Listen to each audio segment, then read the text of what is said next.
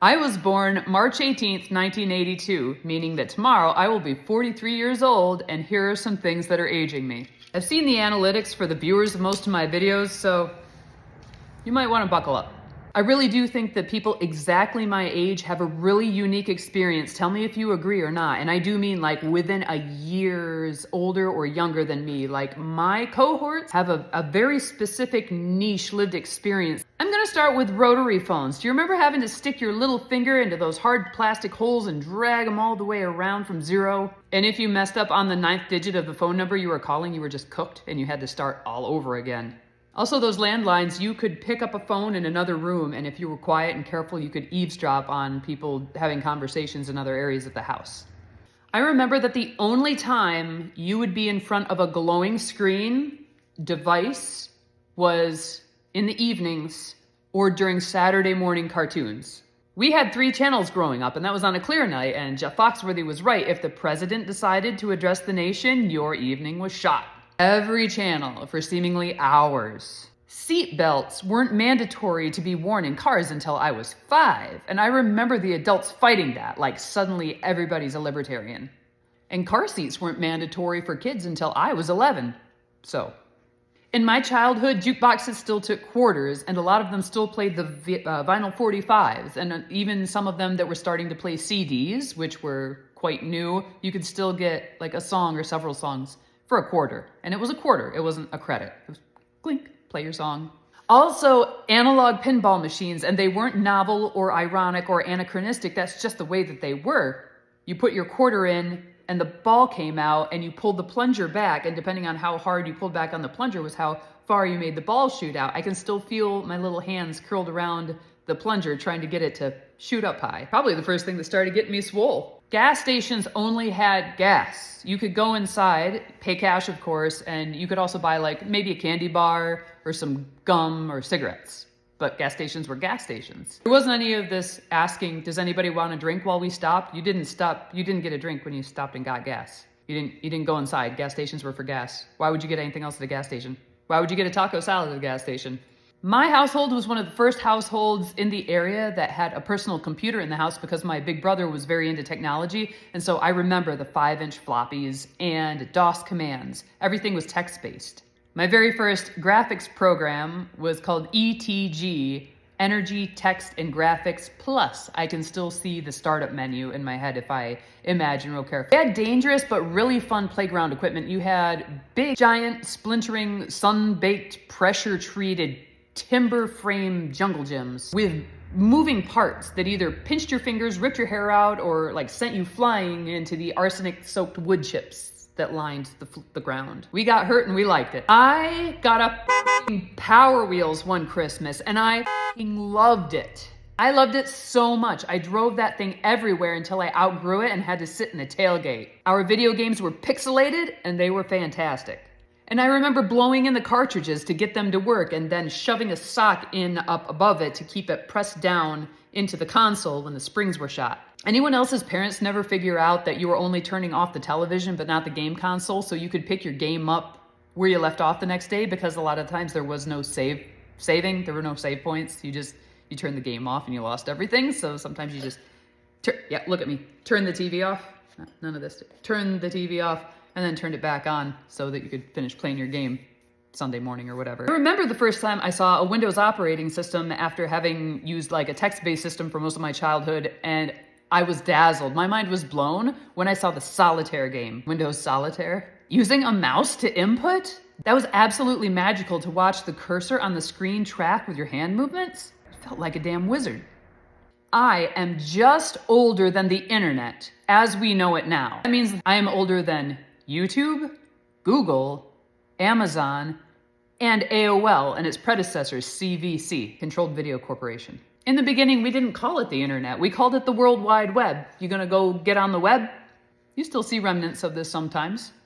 And of course, you heard the dial-up sound through the modem, through your computer, and I was real impressed when I had one friend who could like turn the volume up and down on her computer, because I couldn't. You couldn't turn that volume down. The whole house had one phone line that you used to communicate with the outside world, and if you wanted to use the internet, you had to ask permission for your allotted block of time on the internet because you had to use up the phone line. So if somebody was waiting for an important phone call from the family or a job interview or something, forget it, you're not getting online. We need the phone open in case somebody calls. When I went to Disney World, I remember this was a big deal. There were these little kiosks where you could send an email to somebody.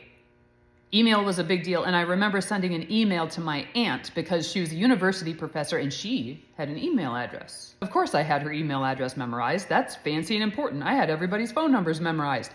I had everybody's phone numbers I knew memorized. All my friends, all my family, I knew their phone numbers, all 11 digits. No contacts list. Today, if I got hammered and I needed to reach my husband for a ride home, I would be hard pressed to remember his direct line. This is my life partner and my emergency contact. I remember the California Raisins cartoon and eating cereal so that I could get the little Garfield reflectors for my bike and gummy octopuses that you throw at the wall and watch crawl down. Related, do you remember consuming products just to get the trinket inside, like the octopus or the reflectors or the clay figurines in the boxes of tea? My great aunt did that. Or Pepsi points. She had to save Pepsi points. She had to mail those in to get the cool sunglasses. My dad collected Marlboro miles to get playing cards and cool promotional can koozies. Smoking sections in restaurants. I am just too young to remember when you could smoke in a grocery store, apparently, but I do remember being asked, smoking or non, when you walk up. It's so ingrained into me that even like 30 plus years later, every time a server is going to ask me like where we want to sit, I think they're going to ask, smoking or non. Side note, when I was in college, Pennsylvania passed the Indoor Clean Air Act, where you can't smoke in buildings or within 25 feet of buildings. And again, people lost their minds and started complaining about smokers' rights. That was 2008. That was 17 years ago. Not smoking in buildings in Pennsylvania is almost a legal adult. By the way, when I was 18, I could buy smoke, so they changed the smoking age from 18 to 21 in Pennsylvania. Do you know when that happened? Do you know when that happened? When they changed the age that you could buy cigarettes from 18 to 21? That was like last year, right? 2 years ago? That was 2020. That was 5 years ago. Bottled water. I remember when bottled water was like invented or popularized, and all the adults were so mad. Why the hell would I pay for something I can get free out of the sink? Everyone's buying bottled water now. I remember when my dad first had to hear the concept of bottled water being sold in stores, and it's like he couldn't understand. We recorded our own mixed cassette tapes by sticking a blank cassette in our radio and then hitting record real quick before the music played, and oftentimes your mixtape had like the station ID ahead or behind the song that you wanted, or a commercial in there. Sometimes fragments of other songs because you thought you were going to hear your favorite song but you didn't, and it's just like a half a second of a subpar song between the songs that you really like. I remember when ADD was laughable. There was no ADHD, it was ADD, and it was just a kid that needed to be swatted into a chair. If they're having such a hard time sitting still, I can make that kid sit still. That's all ADD was. That was like neurodivergence. And autism didn't have strengths. Autism was just weird kids. Like grouping weird kids, that was autism. Which is funny because I was a weird kid and I wasn't labeled autistic. And still do check a few boxes. I also remember the term bullying not being accepted as a real thing. Like adults didn't accept that bullying was something that happened to kids. It was just, kids picking on each other. It happens. Kids pick on each other. Bullying as like a bad social behavior was popularized in the 2000s. And I feel like a lot of the kids were just encouraged to tough it out, toughen up. Now, no, it doesn't work that way, and there's a distinct difference between being teased once or maybe here and there and then actual bullying that should be actively discouraged against by responsible adults. This one, earbuds. Ladies, especially. When I go to put my hair in a ponytail when I'm wearing earbuds, I'm still afraid that I'm going to catch the wires because they used to be corded. Earbuds used to go into your Walkman or your Discman, and they were corded. So when you went to go put your hair up, like if I want to go put my hair up now, do you see what I did? I swoop it with my thumbs. And when you used to do that, you used to catch your earbuds and rip them out of your ears. And if you've been wearing them for a while, that hurt. So even when I'm wearing ear pods, like Apple wireless earbuds, and I go to put my hair in a ponytail, I'm waiting for my ears to hurt because I rip them out with the non-existent wires. I'm also always still super impressed when I'm listening to music through my earbuds on my phone and I drop it and it doesn't skip. That used to be a thing. I used to have a Discman that I would listen to when I would walk home, and if you didn't hold it like you were holding a martini on a plate, it would skip. It would beep, skip, and we would listen to CDs on the Discman, and they would skip if you weren't careful. I had a few of my favorite CDs in my backpack I would listen to. Carry it like this.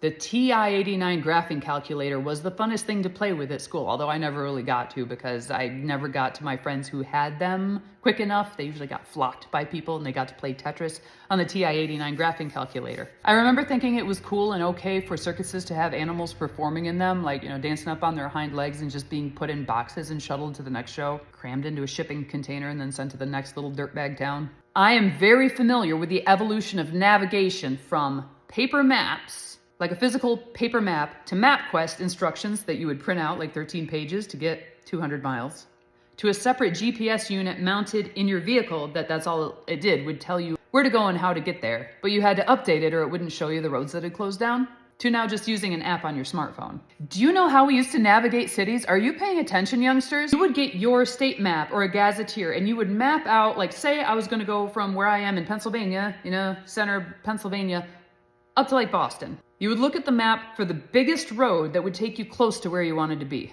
You would then stop at a rest stop. On your way there, you need to use the bathroom anyway, and you would grab all the free maps that you could, and you would double check your route and make sure that you are going in the right direction. Look at the map out front. And then once you got to that city, you stopped at a gas station and you purchased a map of just that city. I remember doing it in Philadelphia.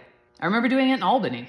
There's an index on the back of that map and you would find the street address of where you were trying to go, and then you would reference it on the other side with the grid and you would find where you were and where you needed to be, and you would map out where you needed to go, and you kept it folded up all weird, exactly cropped to the map. You can't pinch and zoom, this is a paper map, and you would keep it on your seat and you would turn down the radio so that you could watch for your turns in the streets that you needed to make. Paper map from the gas station. That's how you got to your address from where you started. I did this when I was 17. In retrospect, it's pretty impressive. Just going to a new city with no directions and no phone. I remember when having a pager was quite the indication that you were a business professional. There were no cell phones yet. When cell phones became popular for adults, not smartphones, text messaging was kind of a big deal. Also, what I remember people complaining the most about. I remember news stories, human interest stories being done on how many texts people were sending and receiving in a day. People sending and or receiving 200 texts a day. Imagine, I run everything off my phone. My kids, my business, my clubs, my in real life social life, my social media life, medical things, my family's medical things. By the way, you had to be 18 to get a cell phone, even with those dumb cell phones. And so my 18-year-old friend co-signed with me in our senior year of high school. So I was 17 years old and I had a cell phone and we had to hide them because you'd get in huge trouble, like suspension trouble if they caught you with a cell phone on the property. Even if it was like taken apart and in your locker, could not have a cell phone. But I would take mine out and text people. Oh, I wish I had a camera. When was the last time you said that? My children don't even know what a camera is. We grew up with Britney Spears and didn't even know it at the time.